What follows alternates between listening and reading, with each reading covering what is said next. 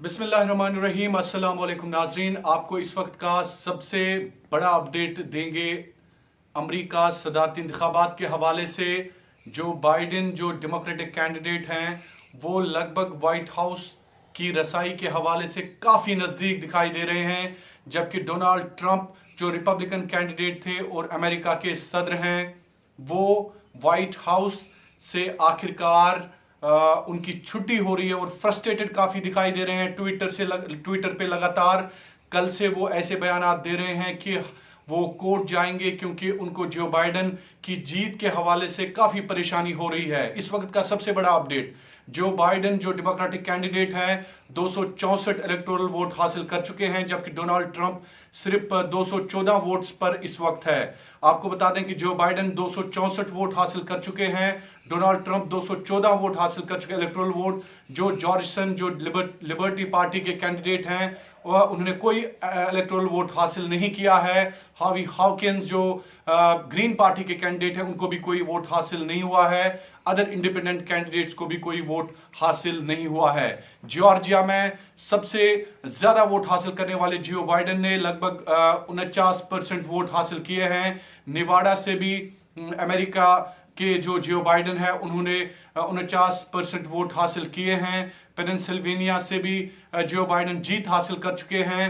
Florida और बाकी रियासतों से भी जो बाइडन अमेरिकी जो सदर हैं डोनाल्ड ट्रंप पे बढ़त हासिल कर चुके हैं। इस वक्त वाशिंगटन डीसी से बराह रास्त हमारे टेलीफोन लाइन पर मौजूद हैं खुर्शीद अब्बासी साहब। खुर्शीद साहब, अमेरिका के जो इलेक्शंस है उनके हवाले से हमें तफसील दें कि क्या कुछ हो रहा है। ये जो बाइडन जो हैं वो व्हाइट हाउस की तरफ काफी नजदीक दिखाई दे रहे हैं। जी शाहिद साहब, अमेरिका के इलेक्शन बड़ी अहम सूरत हाल अख्तियार कर चुके हैं इस वक्त, और बड़ी करीब करीब ये रेस इस वक्त तक जा रही है।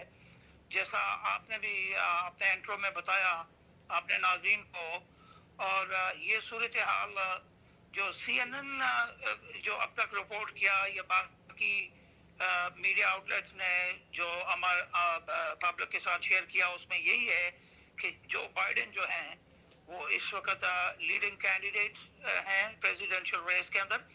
और जो 6 स्टेट्स अभी बाकी हैं जिनके ऊपर अभी काम हो रहा है, इन स्टेट्स में आपने जैसे नेवाडा का जिक्र किया, एरिज़ोना का, पेंसिल्वेनिया, अलास्का और नॉर्थ कैरोलिना और जॉर्जिया। और अब तक की जो रेस है इसमें सामने नजर आ रहा है, जैसा आपने अपनी स्क्रीन पे देख लिया। और बाज अगर आप एसोसिएटेड प्रेस की रिपोर्टिंग को देखें तो वो 264 और 214 बता रहे हैं। और इसी तरह जैसा आपने तज़किरा किया CNN का, तो CNN की जो सूरत हाल हमें सामने दिखाई दे रही है वो बोर्ड के ऊपर जो इस वक्त तक के नजर आ रहे हैं वो 253 जो बाइडन, और 213 जो है वो डोनाल्ड ट्रंप साहब के दिखाई दे रहे हैं। तो ये रेस जो है डेमोक्रेटिक ही जीतते नजर आ रहे हैं। और मगर फिर भी अभी तक हातमी तौर पे चूंकि ऑफिशियल नताइज तो कुछ डिक्लेयर हुए नहीं, तो जब तक काफी ये लगभग आज हो जाने चाहिए, मगर बाद स्टेट्स के अंदर कुछ कोविड की वजह से और कुछ दीगर वजहों से थोड़ी काउंटिंग में ताखीर हुई है। और मगर अगर नंबर गेम को देखा जाए तो जो बाइडन जो हैं वो व्हाइट हाउस का ताज अपने सर पे सजाते नजर आते हैं। बिल्कुल। और आपने फ्रस्ट्रेशन का जिक्र किया, बिलाशुबा डोनाल्ड ट्रंप कल से ही मीडिया के साथ लगे हुए हैं कि जी हम ये हमारे साथ ये हो गया वो हो गया। और ये सियासत का एक हिस्सा होता है। आपको पता है कि हारने वाला भी कैंडिडेट आखिरी ऑफिशियल अनाउंसमेंट तक अपने वोटर्स को सपोर्टर्स को यही यकीन दिलाता है।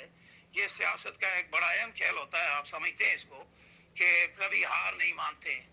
जिस तरह किसी अदालत के अंदर एक वकील अपना केस ले जाता है और के अपने क्लाइंट को कहता है कि जी मैं ही विनर हूँ, तो इसी तरह हारने वाला कैंडिडेट भी आखिरी वक्त तक अपने वोटर्स को मायूस नहीं करता।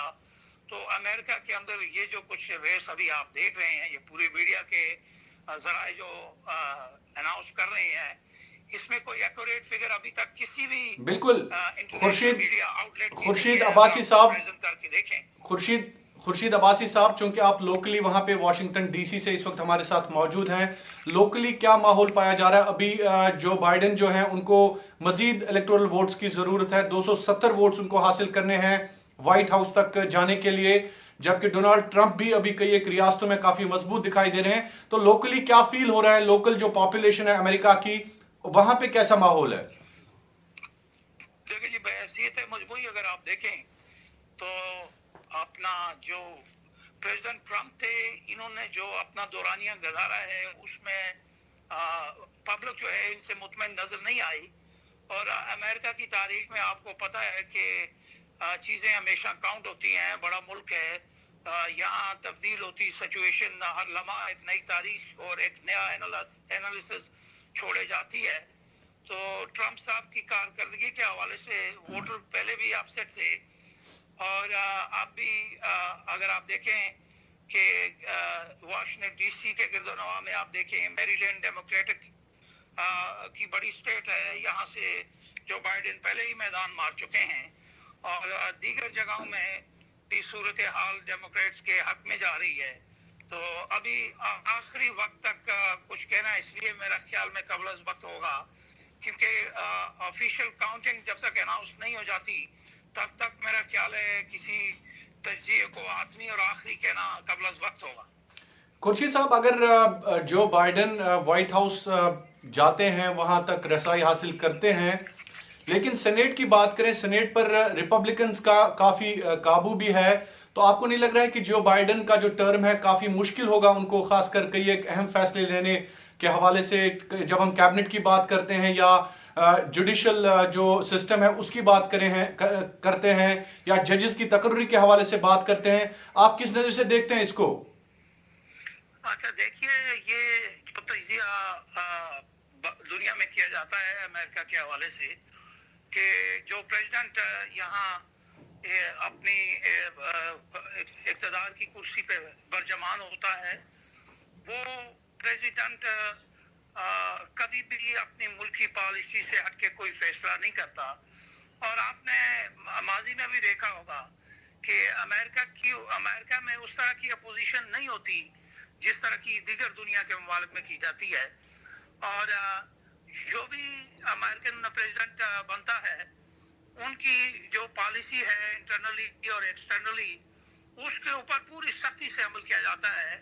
اور شاید اسی لیے اتنا بڑا ملک پوری دنیا پہ بھی راج کر رہا ہے کہ ان کا جو نظام ہے، وہ نظام جو ہے وہ اپنی پالیسی سے ہٹ کے کبھی بھی نہیں کرتے. اور آپ نے دیکھا کہ کئی بار ایسے متنازع باتیں ہوئیں، مگر پھر ان کو سیٹل کر لیا جاتا ہے، کیونکہ this is a leading democratic country, and always ان کی کوشش ہوتی ہے کہ ہم کو اپنی ڈگنیٹی پہ فرق نہ آنے دیں. جو سب سے زیادہ امریکہ کی تاریخ میں، اگر میں بحیثیت امریکی شہری آپ کو بتاؤں، تو صدر ڈونلڈ ٹرمپ کا جو دور تھا یہ غلطیوں سے بھرپور دور تھا. اور آپ نے دیکھا کہ ان کے کئی غلط فیصلے، یہ تو ان کو تو کئی مشیران نے چھوڑ دیا. اور ابھی آپ یہ دیکھ رہے ہیں کہ ان کے جو ٹیکس کی صورتحال چل رہی ہے، بڑا کیس ہے ایک ان کا چل رہا ہے، اس کے اوپر بھی کام ہو رہا ہے. تو لوگ جو تھے وہ بڑے فرسٹریٹڈ تھے ان کے کام سے، ان کے انجام سے. تو میں نہیں سمجھتا کہ جو بائیڈن اگر وائٹ ہاؤس میں آ جاتے ہیں تو انہیں کوئی اس طرح کی مشکلات ہو جائیں گی جو شاید امریکی تاریخ کو تبدیل کرتی دکھائی دیں. ایسا بہرحال امریکہ میں نہیں ہوتا. یہاں جو ان کی فارن پالیسی ہے یا جو ان کی انٹیریئر پالیسی ہوتی ہے، اس کے اوپر یہ کوآرڈینیشن کر لیتے ہیں، کیونکہ بڑا ملک ہے اور پوری دنیا میں جمہوریت کا خالق اور مالک سمجھنے والا وہ ملک کبھی اپنی اس طرح کی چیز آنچ نہیں آنے دیتا. ہاں، باہر سے بیٹھ کے لوگ تجزیہ کرتے ہیں امریکہ کے بارے میں کہ امریکہ اب ٹوٹا کہ تب ٹوٹا، مگر یہ یاد رکھیں کہ امریکن ڈیموکریسی اور امریکن سسٹم جو پولیٹیکل سسٹم ہے، آپ نے دیکھا کہ اس الیکشن نے بھی ثابت کر دیا کہ صرف دو پارٹیاں ہی ہمیشہ یہاں سیاست میں رہیں، اور انہی دو پارٹیوں نے آپ نے دیکھا کہ الیکشن ون کیے جیتے، اور بالکل یہاں یہ خورشید ایک روایت ہے خورشید عباسی صاحب امریکہ کی. جی خورشید عباسی صاحب ایک آخری سوال ہے میرا، خاص کر جو بائیڈن یا کملا ہیرس جو ان کی ڈپٹی ہے، اگر ان کے حوالے سے بات کریں تو بر صغیر پر کیا اثر پڑے گا اگر جو بائیڈن ان کو تاج پہنایا جاتا ہے امریکن پریزیڈنٹ کا؟ تو مجھے بتائیں بر صغیر کے حوالے سے یا ہند و پاک جو تعلقات ہیں ان کے حوالے سے کیا آپ کو لگ رہا ہے کوئی پیش رفت ہو سکتی ہے؟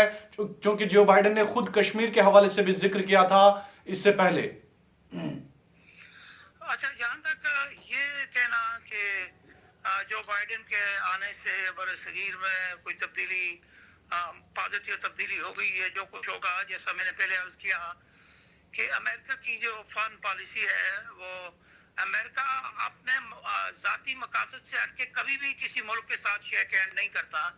یہ بڑی ان کی ایک سخت اور مضبوط پالیسی یہ ہے کہ امریکہ اپنے مفاد کو اولویت دینے والا ملک ہے، کیونکہ دنیا پہ حکمرانی کرنا اتنا آسان کام نہیں ہے. تو لہذا یہ سمجھ لینا کہ ڈیموکریٹس کے آنے سے بر صغیر میں یا مسئلہ کشمیر کے حوالے سے یا انڈیا پاکستان کے حوالے سے کوئی نرمی ہوگی، قطعی نہیں ہوگی. ان کی فارن پالیسی وہی رہے گی جو چل رہی ہے، اور اسی کو آگے پیچھے شاید کوئی تھوڑی بہت نرمی کر دی جائے. مگر بحثیت مجموعی یہ ذہن میں رکھنا چاہیے پوری انٹرنیشنل دنیا کو کہ امریکہ اپنے مفاد کے بغیر کسی سے شیک ہینڈ نہیں کرتا. اور میں یہ سمجھتا ہوں کہ ملک کی ڈگنیٹی اور انڈیپینڈنس کے حوالے سے شاید یہ ان کی ایک بڑی مضبوط پالیسی ہے بالکل جو دنیا میں امریکہ کو ممتاز کرتی ہے. بالکل بہت بہت بہت شکریہ آپ کا خورشید عباسی صاحب واشنگٹن ڈی سی سے ہمارے ساتھ جڑ گئے تھے، ممتاز صحافی، اور انہوں نے خاص کر تجزیہ کیا امریکہ الیکشنز کے حوالے سے. یونائٹڈ اسٹیٹس آف امریکہ میں الیکشنز ہو رہے ہیں، چونکہ پچھلے الیکشن جو تھے ہنری کلنٹن جو ہے مد مقابل تھی ڈونالڈ ٹرمپ کے، جبکہ ڈونالڈ ٹرمپ نے اس وقت ان کو ہرایا تھا جب پریزیڈنٹ الیکشنز ہوئے تھے. ڈیموکریٹک کینڈیڈیٹ تھی اس وقت ہنری کلنٹن، ان کو ہرایا تھا ڈونالڈ ٹرمپ نے. لیکن اب کی بار ٹرمپ کی ہار کے حوالے سے کافی پیش رفت ہو رہی ہے. خاص کر جو بائیڈن کی اگر ہم بات کریں اتنے پاپولر کینڈیڈیٹ بھی نہیں تھے، لیکن خورشید عباسی صاحب کا کہنا ہے کہ جس طرح سے ٹرمپ کی پالیسیز خاص کر امریکہ کے عوام کے مخالف تھی، اس کو لے کر اس وقت پوری دنیا میں چرچا ہو رہی ہے، اور امریکہ کے لوگ بھی یہ سوچنے پر مجبور ہو گئے. اسی لیے ٹرمپ اس وقت فرسٹریٹ دکھائی دے رہے ہیں. معاف کیجیے گا ناظرین، 214 الیکٹورل ووٹ حاصل کر چکے ہیں ٹرمپ، جبکہ جو بائیڈن ان کے جو مد مقابل ڈیموکریٹک کینڈیڈیٹ ہیں انہوں نے اس وقت 264 ووٹ الیکٹورل ووٹ حاصل کیے ہیں. سب سے زیادہ بڑھت جو ہے پینسلوینیا اور فلوریڈا، ٹیکسس میں، جبکہ ٹرمپ آگے ہیں. لیکن باقی جو ریاستیں ہیں وہاں پر جو بائیڈن نے بڑھت حاصل کی ہے اپنے مد مقابل جو ان کے ریپبلکن کینڈیڈیٹ ڈونالڈ ٹرمپ ہے. خورشید عباسی صاحب کا یہی ماننا تھا کہ بر صغیر کے حوالے سے یا ہند و پاک تعلقات کے حوالے سے جو امریکہ ملکی مفادات کے حوالے سے ان کی پالیسیاں ہیں ان میں کوئی تبدیلی نہیں ہوتی ہے، بلکہ جو بائیڈن بھی وہی پالیسی اختیار کریں گے جو ان کے ملک کے مفاد میں ہوں گی. آپ کا بہت بہت شکریہ کشمیر کراؤن دیکھنے کے لیے.